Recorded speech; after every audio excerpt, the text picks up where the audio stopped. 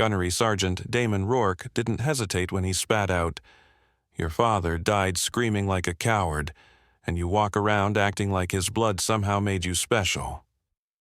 47 Marines heard him throw that line at Staff Sergeant Riley Cross right before he yanked her by the collar and slammed her face first into the freezing mud pit at Camp Redstone. She struck the ground with such force that her mouth filled with gritty Nevada red earth, and her nose snapped against a hidden rock. Blood blended with the mud as she lay still while the entire company stood around laughing.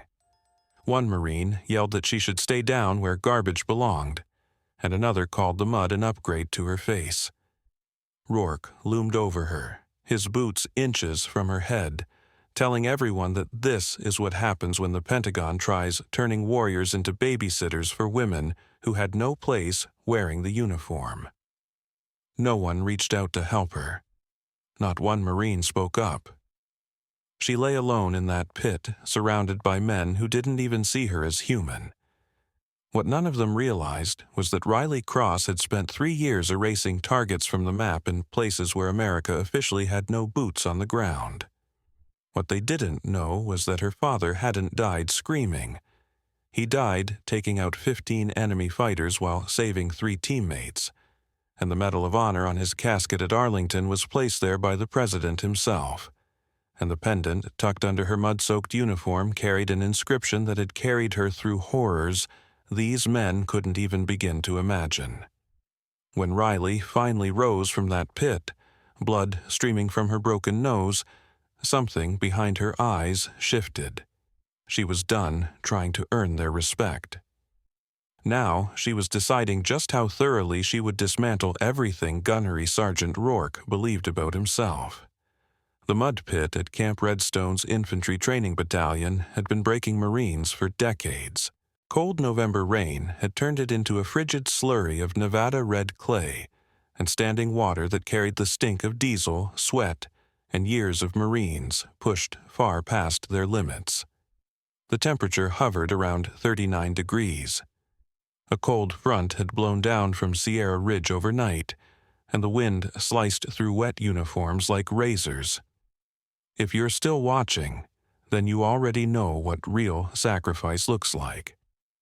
Hit subscribe and stick around, because what happened next still echoes through the Corps and changed lives forever. Staff Sergeant Riley Cross pushed herself upright with careful, deliberate movements. 29 years old, 5'6", and 138 pounds of lean, honed muscle hidden beneath a uniform now drenched in icy mud and her own blood. Her dark hair had slipped out of its regulation bun, plastered in muddy strands across her face. Her nose sat crooked from the impact, blood dripping down her chin and mixing with the red clay until her whole lower face looked like an open wound. She didn't wipe her eyes or touch her shattered nose.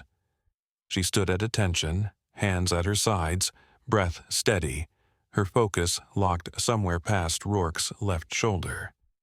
Her body held a stillness that came from years of learning to bury every emotion until the moment she chose to let it out. Gunnery Sergeant Damon Rourke paced around her with the smug satisfaction of a man convinced he had just proven a point he'd been waiting years to make. 41 years old, 6'2", 219 pounds of institutional authority wrapped in certainty that everything he believed about women in combat was absolute truth. 18 years in the Corps, Force Recon, 2 Afghanistan deployments, and total control over the Advanced Infantry Training Program. He had zero tolerance for what he called social engineering experiments, that he swore were weakening the very force he had devoted his life to protecting. Behind him, Captain Elias Ward watched from the covered platform above the training grounds.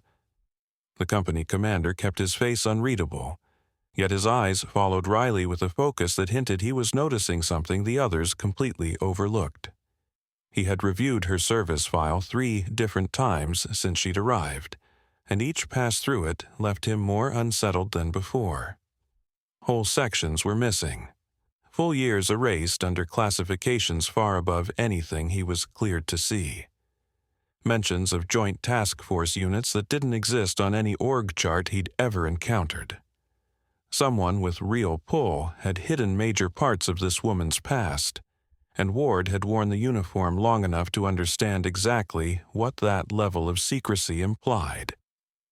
Riley Cross was not a typical infantry staff sergeant.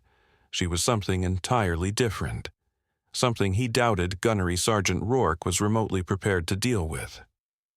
Riley's fingers shifted slightly toward her collarbone, brushing the outline of something beneath her mud-soaked undershirt. A small pendant on a thin silver chain, the last real piece she had of her father besides his name, and the weight of a legacy she could never speak about openly. That pendant carried a story, a classified one, and the Marines standing around that pit had no clue what they had just done to a woman who had eliminated more enemies of the United States than most of them would face in their entire careers. Riley Cross had learned to shoot long before she ever learned fractions. Her father, Master Sergeant Aaron Cross, had been a Marine raider with 11 deployments across 4 continents, serving 23 relentless years for his country. He never shared specifics about what he'd done overseas. His missions were classified, the kills were classified, and the trauma was buried so deep that it surfaced only in the nightmares that tore him awake several times a month. But every weekend, starting when Riley was 6, he drove her out to a quiet range in the Sierra Ridge Mountains and passed down skills most Marines never master in a lifetime. He taught her breathing control that could drop her heart rate by 20 beats. Trigger discipline so clean it removed every twitch of anticipation. How to read the wind at distances most people couldn't even see without magnification. How to disappear into terrain and wait. Hours, sometimes days, moving nothing but her eyes. By 14, she could outshoot trained Marine marksmen with iron sights alone. At 17, she placed second in the National Junior Long Range Championship, a single point behind a former Army sniper twice her age, with a decade more experience. Her father had watched from the stands, arms crossed, face unreadable as ever. When she apologized afterward for not taking first, he looked at her for a long moment before offering 5 words she would never forget. Second place means you survived. She only understood the meaning years later, because in their world, taking first place often meant a flag-draped casket and a family left behind to guess at the truth they would never be told. Riley enlisted at 19, exactly 1 week after her father was killed during a direct action mission in northern Syria. Nearly everything about the operation remained classified at the highest levels. His casket came home wrapped in the American flag, and the Medal of Honor was presented by the President in a White House ceremony Riley attended in her dress blues, her mother clutching her hand so tightly she couldn't feel her fingertips. The citation spoke of extraordinary valor against overwhelming enemy numbers. It stated that Master Sergeant Aaron Cross saved 3 teammates while sustaining mortal wounds, and it acknowledged that he personally eliminated 15 enemy combatants before his heart gave out aboard a helicopter somewhere over the Syrian desert. What the citation left unspoken was the real heart of that mission, the intelligence source her father had been shielding, and the information that source delivered afterward. Those details prevented 3 separate terrorist attacks on American soil and saved an estimated 2,000 lives. That part stayed buried under layers of classification and would never be read at a ceremony or printed in any official record. 6 weeks after her father was laid to rest at Arlington, Riley received a handwritten letter delivered to her mother's home in Sierra Ridge. No return address. Inside, a simple message bearing the signature of the director of the Central Intelligence Agency. It presented her with a choice, and she decided to follow her father's path into the shadows. For 3 years, Riley served with a joint special operations unit known only as Task Force Reaper. They answered to no standard chain of command and worked in places the United States publicly claimed to have zero presence. She carried out 17 missions across 4 countries: Yemen, Somalia, Syria, and another location in Central Asia she still couldn't mention even inside classified briefings. Her Bronze Star with Valor came from an operation in Yemen's Marib Governorate, though the citation was sealed under Title 50, meaning it would never appear in any public record. During that time, she took down 11 confirmed enemy fighters. She saved 2 American operators and 3 partner force soldiers under fire. She made choices she would carry forever, some that would haunt her and some she would never apologize for, no matter how many nights they returned in her dreams. Eventually, she requested a transfer back into the conventional Marine Corps. On paper, the reason was operational burnout and the need for lower intensity duty, but the real reason rested against her chest every moment.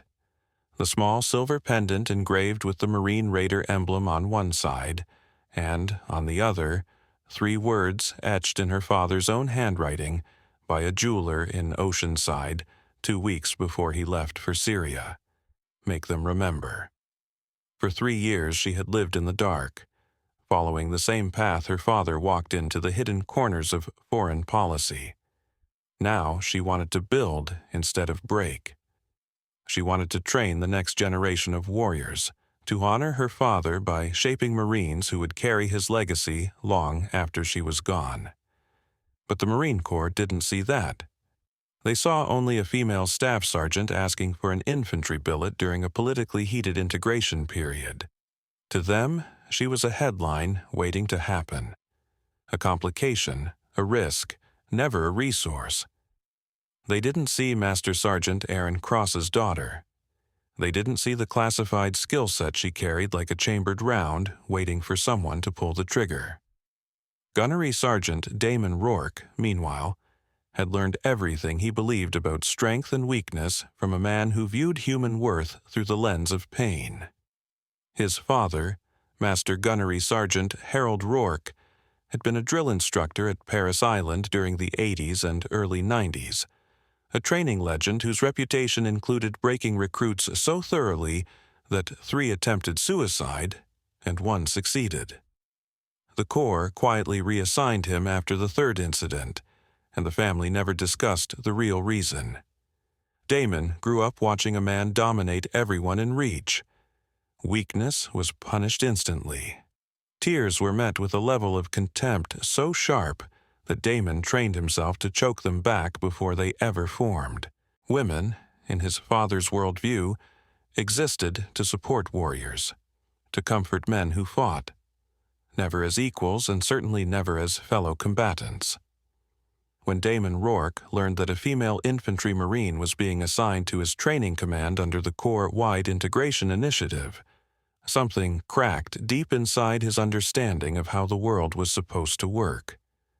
To him, this wasn't a policy shift.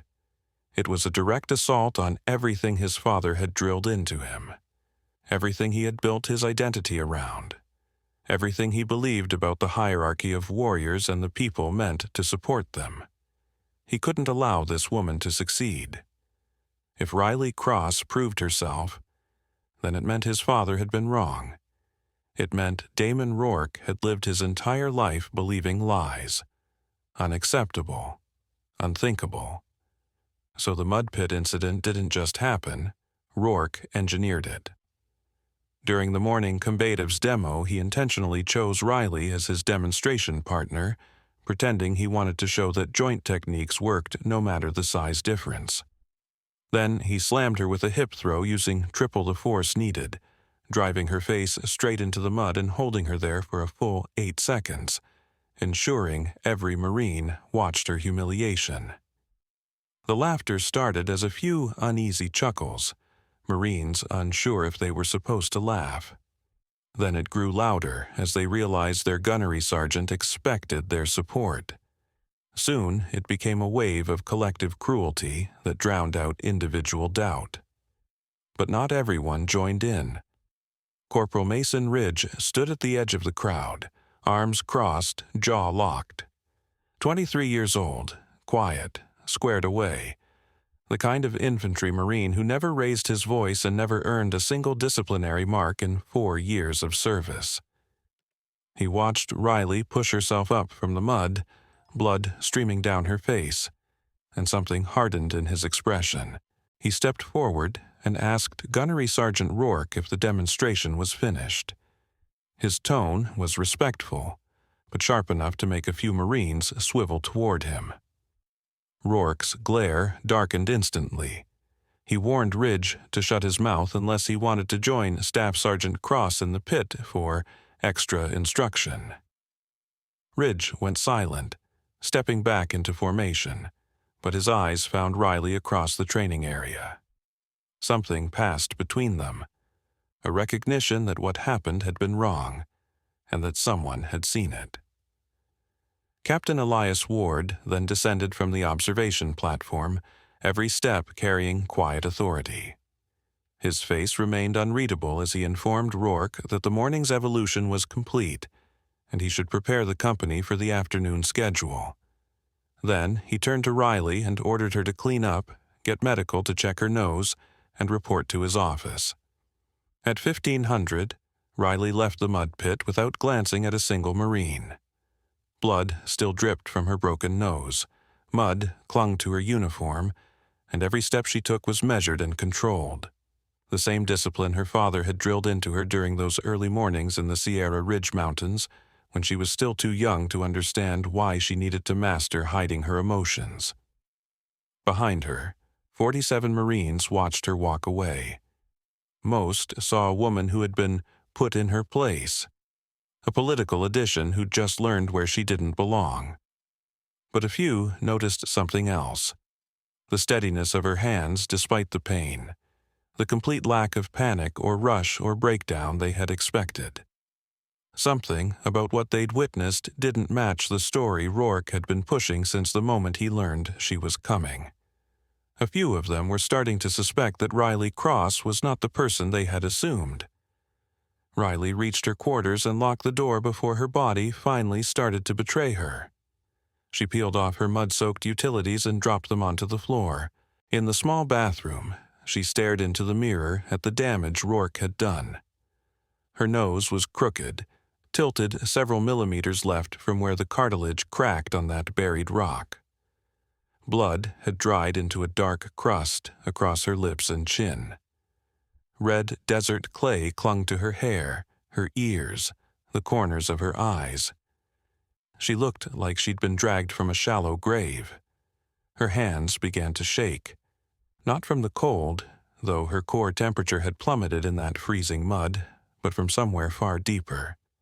It wasn't the adrenaline causing the tremors, even though her body was still flooded with stress hormones that would take hours to burn off. The shaking came from a deeper place, a place she'd spent 3 years forcing into silence. Riley clutched the sink until her knuckles turned pale, trying to steady her breathing. Slow draw in through the nose, steady release through the mouth. The same technique her father had taught her at 8 years old, standing with her in the woods behind their cabin, showing her how to master fear before it mastered her. But tonight, it wasn't working. The tremors crawled up her arms and into her shoulders. Her vision blurred as tears gathered, tears she hadn't permitted herself. Her chest tightened until every inhale felt like trying to breathe through a soaked cloth. She was losing her grip, falling apart alone in a Camp Redstone bathroom, while the men who humiliated her went on with their day as if nothing had happened. She slid down the wall until she was curled on the cold tile, knees drawn to her chest. Then the tears came, not gentle or restrained, but violent, wrenching sobs that tore through her like something breaking loose inside. She pressed her face against her knees and cried harder than she had since the night she learned her father would never come home. She cried for the humiliation she'd endured, for every mission that carved pieces out of her humanity, for the men she'd killed, the teammates she'd lost, and the years she spent pretending none of it touched her. She cried for her father, dying alone in a helicopter over Syria while she was thousands of miles away, unable to hold his hand or say she loved him one last time. She cried until there was nothing left to empty out, until she felt hollow, her eyes swollen, her nose throbbing with each heartbeat. Finally, she reached for the pendant at her throat. The silver was still warm from her skin. She turned it over slowly, tracing the Marine Raider emblem carved into one side. Then she flipped it and read the 3 words etched in her father's handwriting. Make them remember. The flashback struck without warning. She was 12 again, standing beside her father at a private range in the Sierra Ridge Mountains. She had just missed a target at 300 meters. Missed it completely. The shot drifted nearly 2 feet wide because frustration ruined her breathing, and broken breathing ruined her trigger pull. She braced for anger. Her father almost never showed emotion, but she'd seen his patience snap with Marines who made careless mistakes. She feared she had just proven she wasn't worthy of the training he poured into her. But instead of anger, he knelt beside her, resting a firm hand on her shoulder. His voice was soft when he spoke. The world will try to convince you that your failures define you, that falling means you should stay on the ground, that there's no shame in accepting the role others decide for you. He gave her shoulder a squeeze. But you're a cross, and crosses don't stay down. We get up, fix what went wrong, and prove we're better than anyone expects. Not because we never fail, but because failure teaches us how to win next time. She had reset her stance, corrected her breathing, controlled her trigger. The next shot hit center mass. Her father gave a single nod, no more, no less, but that moment stayed with her through every trial that followed. Riley opened her eyes. The bathroom was still cold. Her body still felt hollow from the storm of emotion. Her nose pulsed with pain, but the shaking had finally stopped. She stared at the pendant resting in her palm. She thought about her father's words, about the Marines who laughed while she bled in the mud, about Gunnery Sergeant Damon Rourke towering over her with his boots inches from her skull, proclaiming that women had no place in the warrior culture he worshipped. And that's when she made her choice. She wasn't transferring. She wasn't quitting. She wouldn't hand Damon Rourke the satisfaction of breaking her the way his father had broken recruits at Paris Island. She would stay. She would outperform every expectation.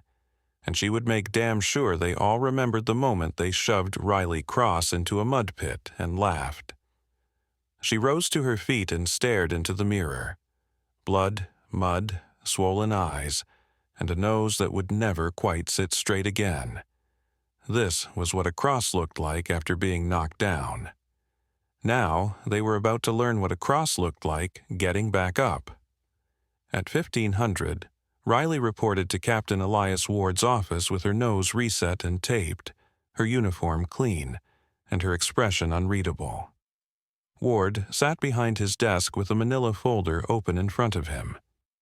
His expression was different from earlier, no longer neutral, something closer to uncertain, an emotion she never expected to see on a Marine Corps captain. He informed her that Gunnery Sergeant Rourke had filed a formal request for her removal from the program, citing failure to meet physical standards and inability to maintain composure under stress. He framed the mud pit incident as a routine training exercise that exposed fundamental flaws in her readiness. Riley said nothing. She stood at attention and waited. Ward let the silence sit before telling her he'd spent the past 2 hours making phone calls.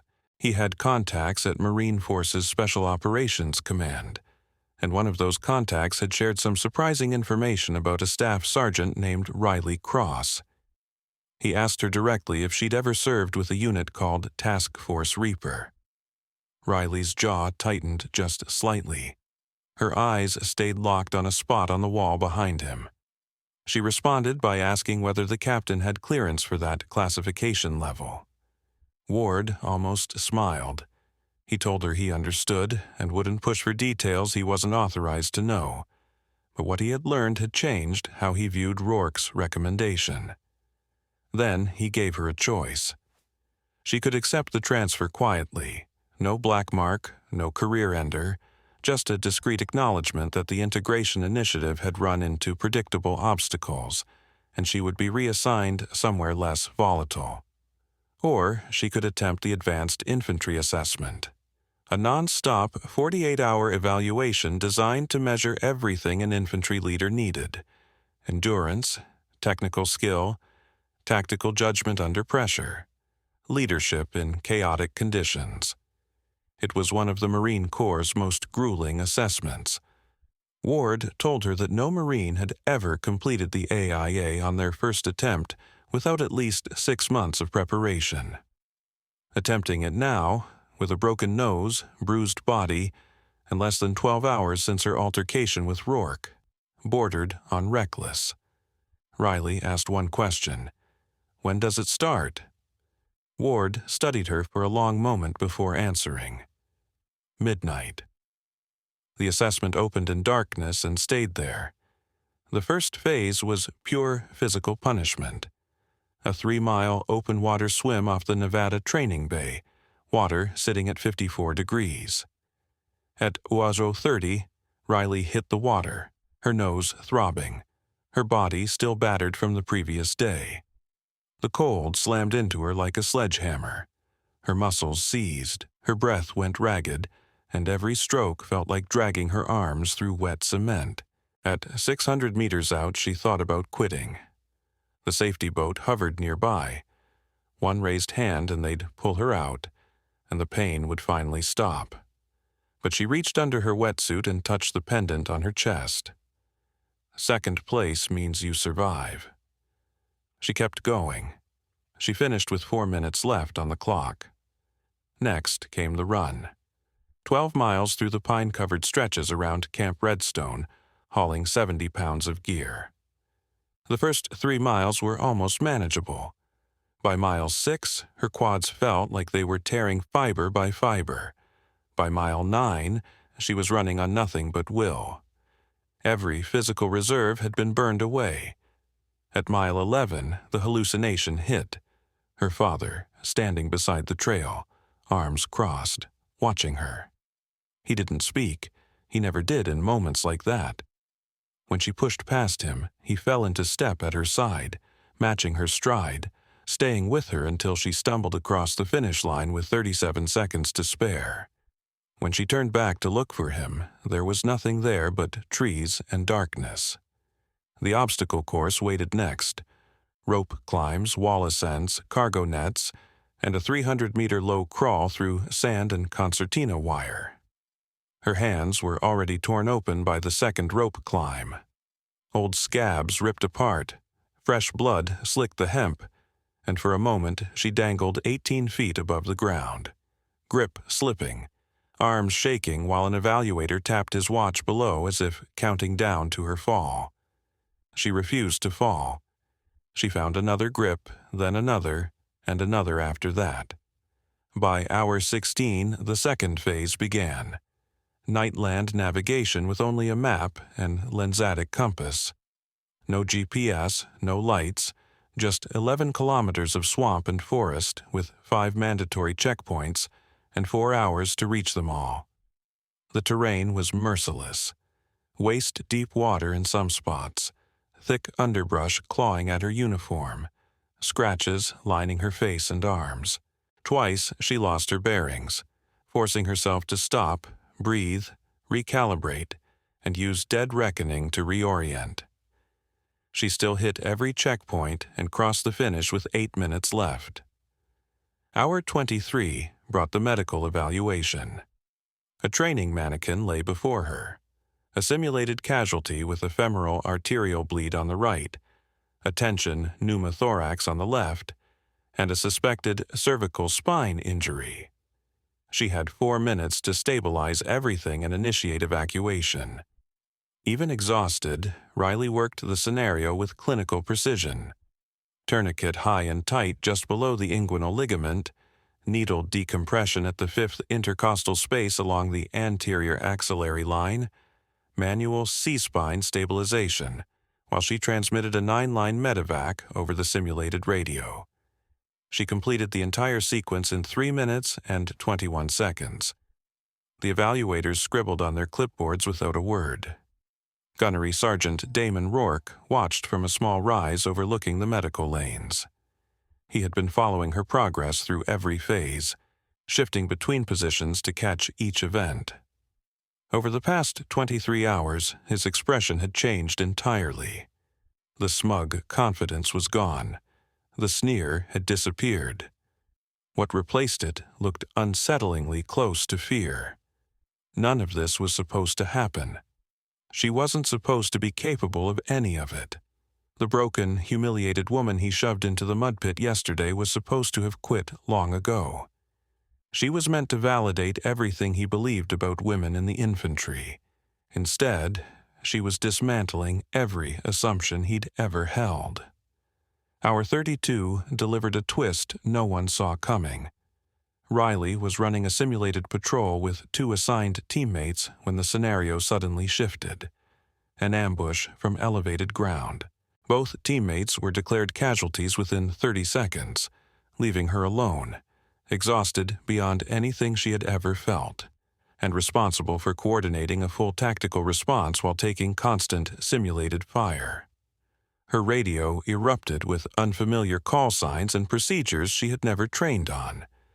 The evaluators were intentionally pushing her into chaos, testing whether she could adapt under degraded comms and operational uncertainty. She adapted instantly. She found cover, built a hasty defensive position, triaged her casualties based on survivability, and began treating the one with a chance of living. She called for indirect fire support in proper format and transmitted a flawless 9-line medevac request while simultaneously suppressing the enemy position.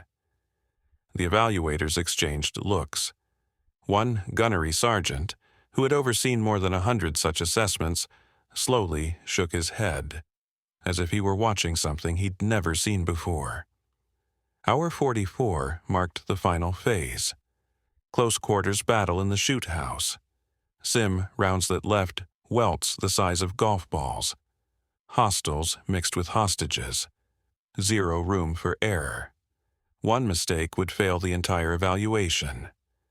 Riley entered with her M4A1 at low ready, her sights perfectly zeroed, her trigger finger indexed along the receiver exactly as doctrine required. Her breathing stayed controlled despite 40-plus hours of non-stop physical and mental strain that left her running on fumes and stubborn willpower.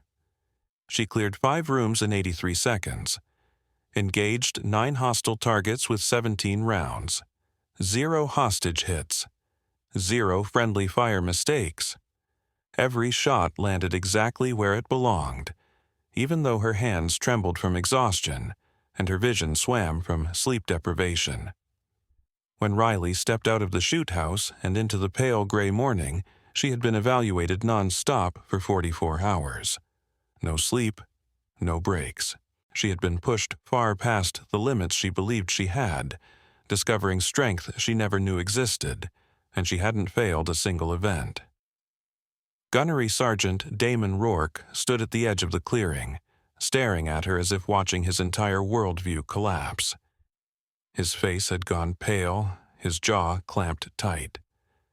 Riley walked past him without a glance, expression blank, but deep inside, beneath the exhaustion, beneath the pain, beneath the emptiness where her reserves once lived, she felt the first faint spark of the victory.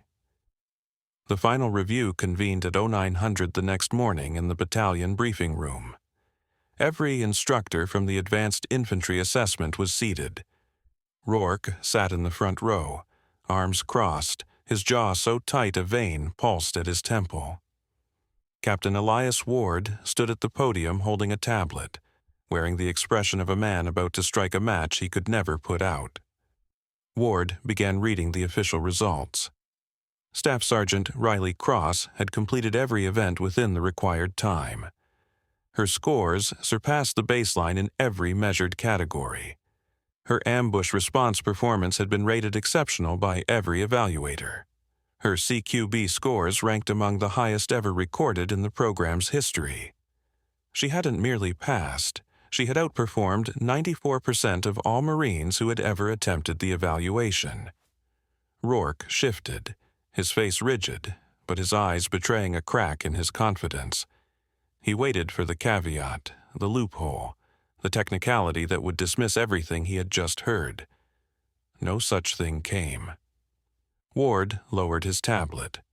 He explained that earlier that morning, he received a classified communication from Marine Forces Special Operations Command, one that required verification of his own clearance level before he could even read it. The room fell silent. Ward continued. Staff Sergeant Riley Cross had spent 3 years with Task Force Reaper, a joint special operations element executing direct action and intelligence missions in denied territories across 4 countries. She had participated in 17 classified operations. She had earned a Bronze Star with Valor for her actions in Yemen, though the details were sealed under Title 50 authority. She was the daughter of Master Sergeant Aaron Cross, a Medal of Honor recipient who died protecting intelligence that prevented 3 terrorist attacks on U.S. soil, saving around 2,000 American lives. The pendant she wore carried the Raider insignia because her father gave it to her the morning before his final deployment, and the inscription on the back was the last thing he ever wrote to her. Before Ward could continue, Rourke shot to his feet, his voice cracking as he shouted that all of this was nonsense, that her record was sealed, that none of it could be verified. He insisted she could have made it all up, her father, her service, everything. Ward's tone went cold. "Sit down, Gunnery Sergeant." Rourke refused. His eyes locked onto Riley across the room. He accused her of breaking rules, manipulating the system, claiming her father must have pulled strings for his medal, and that she was using his name to— "Staff Sergeant Cross," Ward interrupted sharply. "Step forward." Riley moved to the front with steady, controlled steps, despite exhaustion that should have dropped her where she stood. Her face remained unreadable as she stopped 3 feet from Rourke, close enough that he couldn't avoid seeing her clearly. Ward asked her to show the inscription on her pendant. Riley lifted the chain from beneath her collar, holding the silver disc so the engraved words caught the overhead light. "Make them remember." Ward nodded once, then turned to Rourke. "Gunnery Sergeant Rourke," he began, "you deliberately assaulted a decorated combat veteran during a training evolution. You broke her nose and held her face in freezing mud for 8 seconds, while 47 Marines watched. You submitted a fraudulent recommendation intended to end her career, based on fabricated claims of physical deficiency. And when presented with evidence that contradicted your assumptions, you accused her of lying about her own father's Medal of Honor." Rourke's complexion turned the color of weathered concrete. His mouth opened, but nothing came out. Ward continued. "You tried to destroy a Marine whose father died protecting this nation. You tried to end the career of a woman who has killed more enemies of the United States than you have encountered in your entire 18 years of service. And you did it because you were too afraid to question the things your father beat into you about who deserves to wear this uniform." Damon Rourke stared at Riley, his eyes wild. Some mix of hatred, fear, and the total collapse of the identity he'd built his entire life around. Riley spoke for the first time since stepping into the room. Her voice was quiet but carried effortlessly to the back wall. "My father taught me that real warriors protect those who can't protect themselves. He told me strength means nothing if you use it only to hurt people weaker than you." She took one step closer. He died saving his teammates. He died protecting intelligence that saved thousands of lives. He died a hero. Her voice sharpened. "You threw me into the mud because your ego couldn't handle me. You tried to end my career because you were terrified of what it meant if I succeeded. That's the difference between you and my father. He died for something bigger than himself. You've spent your entire career trying to feel big by making others feel small." Rourke opened his mouth, but nothing came out. Everything he believed about himself was crumbling in front of 47 Marines who had watched him throw her into that mud pit 2 days earlier. Captain Ward spoke again. "Gunnery Sergeant Damon Rourke, you are relieved of duty effective immediately. You will face investigation by the Inspector General and possible charges under Articles 93 and 128 of the UCMJ. You are to have no further contact with Staff Sergeant Cross or anyone assigned to this training command. Remove yourself from this room." 2 MPs appeared in the doorway. Rourke froze, then finally walked toward the exit without looking back. His shoulders slumped. His steps shaky. He looked like a man watching the ruins of his world smolder behind him. Silence hung for several seconds after he left. Then Corporal Mason Ridge stood. He clapped, once, twice, 3 times.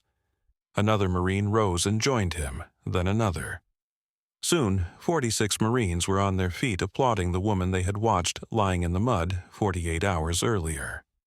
The sound filled the room, spilled into the hallway, and rippled across the entire compound like a banner being raised. Riley stood still at the front. Her father's pendant rested warm against her chest. And for the first time since receiving that handwritten letter from the director of the CIA, she finally understood what its inscription meant. Make them remember she had. 3 weeks later, Staff Sergeant Riley Cross received orders to the newly formed Ground Combat Element Integration Training Unit at Camp Pendleton, California.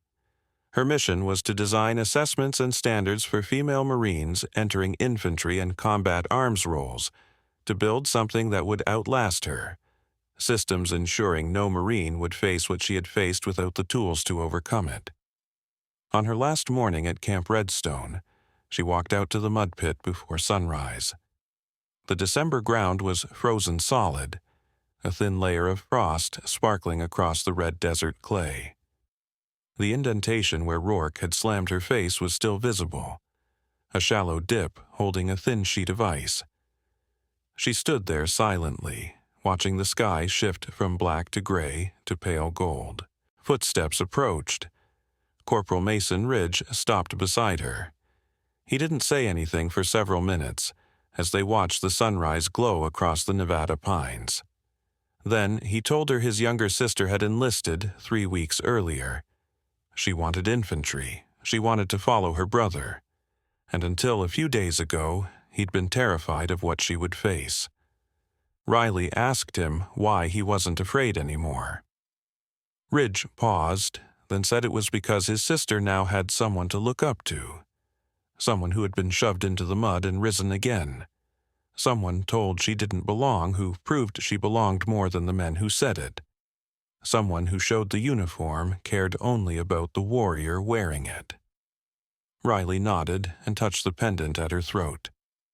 She told him she hoped his sister would never need the lessons she learned the hard way, but if she did, those lessons would be waiting, and Riley would make sure of it. Ridge raised his hand in a slow, formal salute, holding it for a full 3 seconds. Riley returned it. Then she turned and walked toward the parking lot where her truck sat warming in the early light. The sun had cleared the horizon now, and the frost was beginning to melt behind her. A new training cycle was waking up, ready to face its first full day at Camp Redstone's infantry battalion. Riley climbed into her truck and started the engine. Her father's pendant rested warm against her chest. Make them remember.